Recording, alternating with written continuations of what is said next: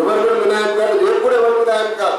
అందుకోసం ఇవాళ మీ ప్రయత్నము నాకు తెలిసి వారి రాష్ట్ర ప్రభుత్వం మీద మాత్రమే మనం పెట్టినటువంటి పోస్ట్ మార్టమో లేకపోతే ఎడ్యుకేషన్ ఒక ఇది మాత్రమే కాదు, భవిష్యత్తులో వచ్చేటువంటి ప్రభుత్వాలకు కూడా ఒక హెచ్చరికగా ఒక కోర్ గ్రూప్గా తెలంగాణ చదువు నేర్చుకున్నటువంటి వారుగా మనం పాలకుల మీద ప్రెషర్ పెట్టాలి అనేటువంటి ఒక అభిప్రాయానికి రావడము, సంఘటితం కావడం చేసే ప్రయత్నం అని చెప్పి నేను భావిస్తాను.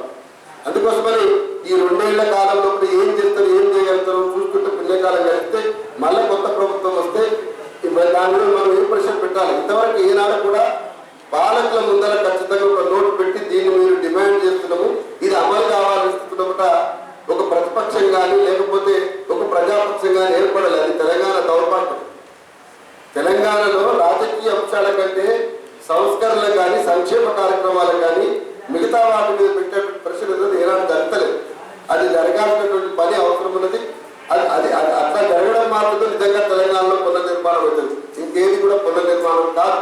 అందుకోసమే మిత్రులకు మరొకసారి ఈ ప్రయత్నం ఏదైతే చేసిందో ఈ ప్రయత్నం జిల్లా స్థాయి దాకా పోవాలి.